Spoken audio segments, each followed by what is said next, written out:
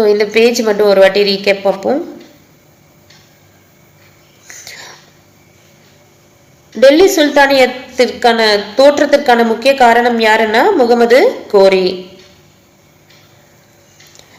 அடிமை வம்சத்துல முக்கியமான அரசர்கள் யாருன்னா குத்புதீன் ஐபக், இல்துமிஷ், பால்பன். குத்புதீன் ஐபக் அரசராக வந்து எங்க அரியணை ஏறினார்னா டெல்லியில வந்து ஏறினார். அடிமை வம்சத்தை வந்து வேற எப்படி அழைக்கலாம்னா மம்லுக் வம்சம் அப்படின்னு அழைக்கலாம். மம்லுக் என்பதற்கான பொருள் என்னன்னு பாத்தீங்கன்னா அடிமை அல்லது உடைமை. மம்லுக் என்பது ஓர் அடிமை என்பதற்கான அரபு தகுதி பெயராகும். மம்லுக் என்பது எந்த மொழி சொல்லுன்னா அரபு மொழி சொல். குத்புதீன் ஐபக் வந்து பாத்தீங்கன்னா 4 வருஷம் ஆட்சி பண்ணியிருப்பாரு. 12/0/12/10. குத்புதீன் ஐபக் யாருடைய அடிமைன்னா முகமது கோரியுடைய அடிமை. குத்புதீன் ஐபக்கிற்கு வந்து உதவி பண்ணவர் யாரு அப்படின்னு பாத்தீங்கன்னா பக்தியார் கில்ஜி. நலந்தா பல்கலைக்கழகத்தை அளித்தவர் யாருன்னா பக்தியார் கில்ஜி.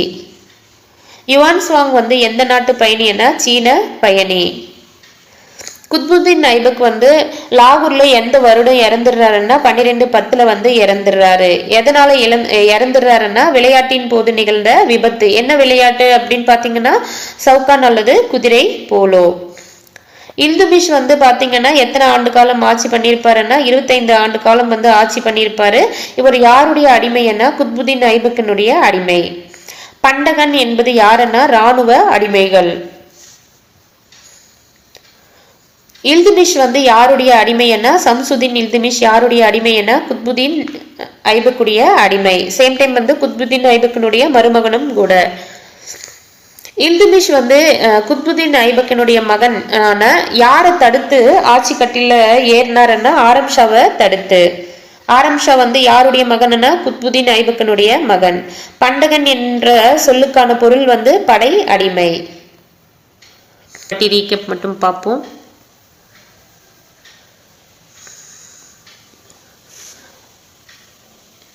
இல்துமிஷ் வந்து யாருக்கு அடைக்கலம் கொடுக்க மறுக்கிறாருன்னா ஷா ஜலாலுதீனுக்கு வந்து அடைக்கலம் கொடுக்க மறுக்கிறாரு. எதனால மறுத்தாரு அப்படின்னு பாத்தீங்கன்னா மங்கோலிய செங்கிஸ்கான் வந்து ஜலாலுதீனுக்கும் அவங்களுக்கும் இடையே வந்து போர்ப்பகை இருந்ததால இல்துமிஷ் வந்து அடைக்கலம் கொடுக்க மறுத்தாரு. குதுப் மினார் என்ற வெற்றி தூணை யார் வந்து அடிக்கல் நாட்டினார்னா குத்புதீன் ஐபக் வந்து அடிக்கல் நாட்டியிருப்பாரு.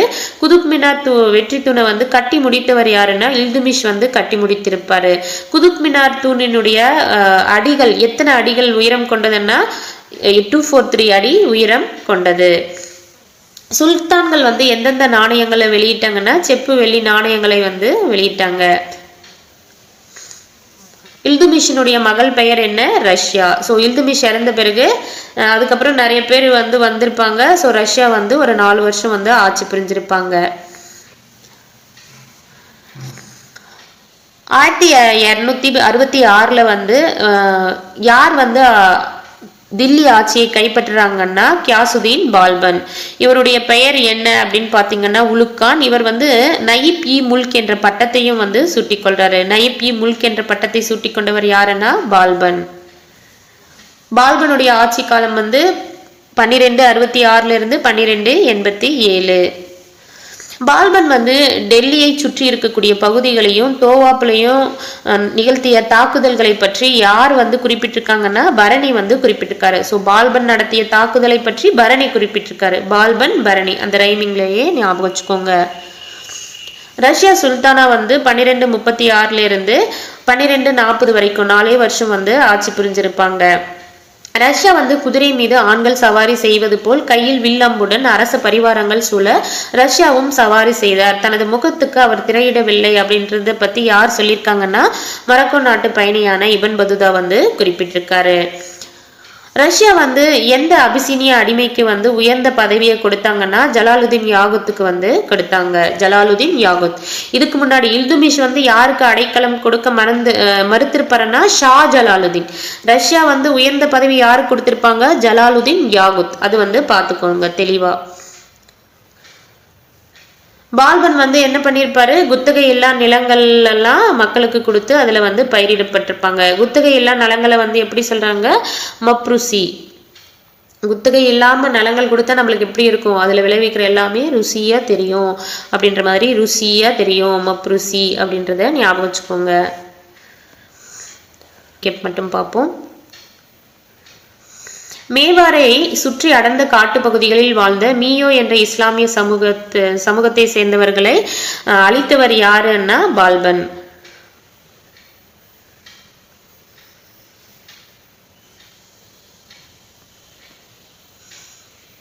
வங்கத்தின் ஆளுநராக இருந்தவர் யாருன்னா பால்பனுடைய ஆட்சி காலத்துலன்னா துக்ரில் கான். இல்லைன்னா இது எப்படி கேட்பாங்கன்னா, துக்ரில் கான் வந்து எந்த பகுதியின் ஆளுநர்னா வங்காளத்தின் ஆளுநர். புக்காரா கான் யாருடைய மகன்னா பால்பனுடைய மகன். கைகுபாத் வந்து பால்பனுடைய இன்னொரு மகன்.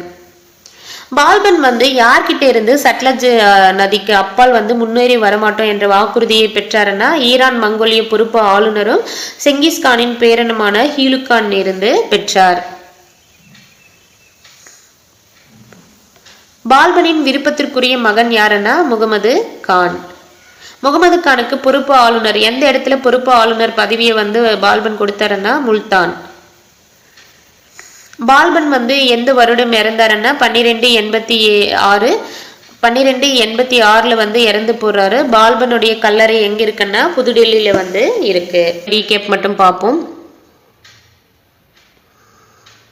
இந்த பாக்ஸ்ல இருக்கிறத பார்த்துட்டு பார்ப்போம். மங்கோல் என்ற பெயர் வந்து பாத்தீங்கன்னா மங்கோலிய மொழி பேசக்கூடிய மத்திய ஆசிய நாடோடி குழுக்கள் அனைத்தையும் குறிக்கும்ன்றத வந்து சொல்லியிருக்காங்க. 12ஆம் நூற்றாண்டில் அவர்களில் செங்கிஸ்கான் தலைமையில் ஒரு மிகப்பெரிய அரசாட்சியை நிறுவினர். ஸோ மங்கோலியர்கள் வந்து யாருடைய தலைமையில மிகப்பெரிய அரசாட்சியாக வந்து 12ஆம் நூற்றாண்டுல வந்து நிறுவிருக்காங்கன்னா செங்கிஸ்கான் தலைமையில். நூற்றாண்டு பார்த்துக்கோங்க, 12ஆம் நூற்றாண்டு.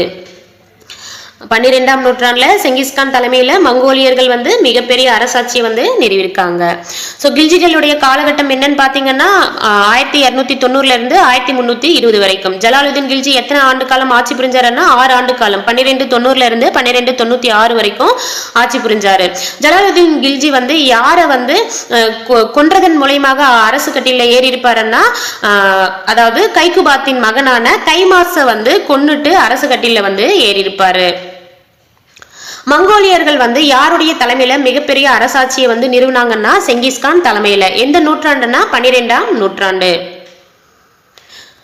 ஜலாலுதீன் கில்ஜி வந்து பாத்தீங்கன்னா படை தளபதியா இருந்துதான் வந்து கைமாச கொலை பண்ணிட்டு சுல்தானா வந்து அரியணை வந்து ஏறி இருப்பாரு. ஷா ஜலாலுதீன் வந்து பாத்தீங்கன்னா எங்க வர்றாருன்னா இல்துமிஷ் கிட்ட வந்து அடைக்கலம் வந்து கேட்டிருப்பாரு. மங்கோலியர்கள் செங்கிஸ்கான் கிட்ட இருந்து பாதுகாக்க சொல்லி இல்துமிஷ் கிட்ட வந்து ஷா ஜலாலுதீன் வந்து அடைக்கலம் கேட்டிருப்பாரு. ஜலாலுதீன் யாருன்னா ரஷ்யா கிட்ட வந்து ஒரு உயர்ந்த பதவியில வந்து ரஷ்யா வந்து அவரை நியமனம் பண்ணிருப்பாங்க.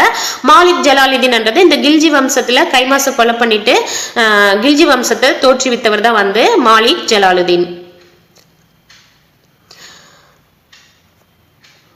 அலாவுதீன் வந்து முதல்ல வந்து எங்க ஆளுநரா இருந்திருப்பார்னா காராவின் ஆளுநராக இருந்திருப்பார். அலாவுதீன் என்ன பண்ணுவாரு, ஜலாலுதீன் கில்ஜியை கொன்னிட்டு அரசு பதவியை வந்து ஏறி இருப்பாரு.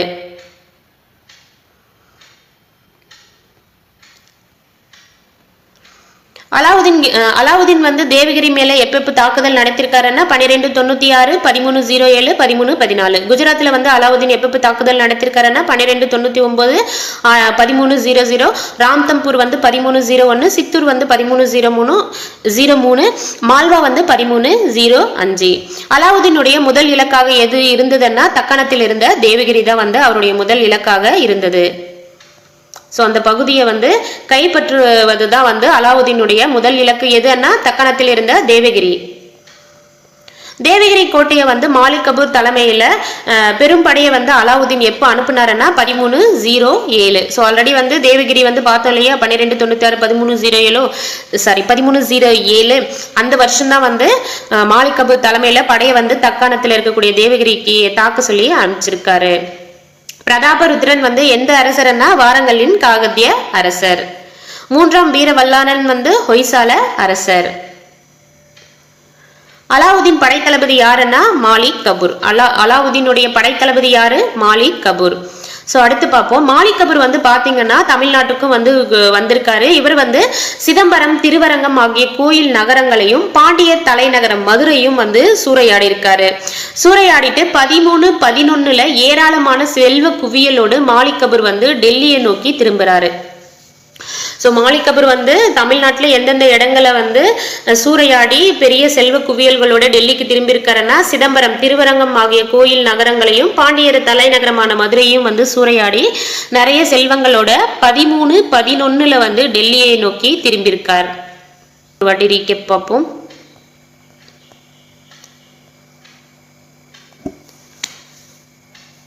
யாருடைய தலைமையில மதுரை வந்து சூறையாடப்பட்டதுன்னா மாலிக் கபூர் தலைமையில. எந்த வருடம் ஏராளமான செல்வ குவியல்களோடு மாலிக் கபூர் வந்து டெல்லியை நோக்கி திரும்பினாருன்னா 13-11.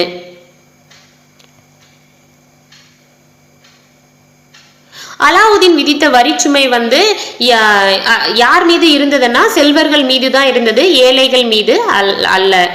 அஞ்சல் முறையை ஏற்படுத்தியவர் யாருன்னா அலாவுதீன் கில்ஜி. அஞ்சல் முறையை ஏற்படுத்தியவர் யாருன்னா அலாவுதீன் கில்ஜி. நாற்பதின்மர் அல்லது சகல்கானி குழுவை உருவாக்கியவர் யாரு அப்படின்னா இல்துமிஷ்.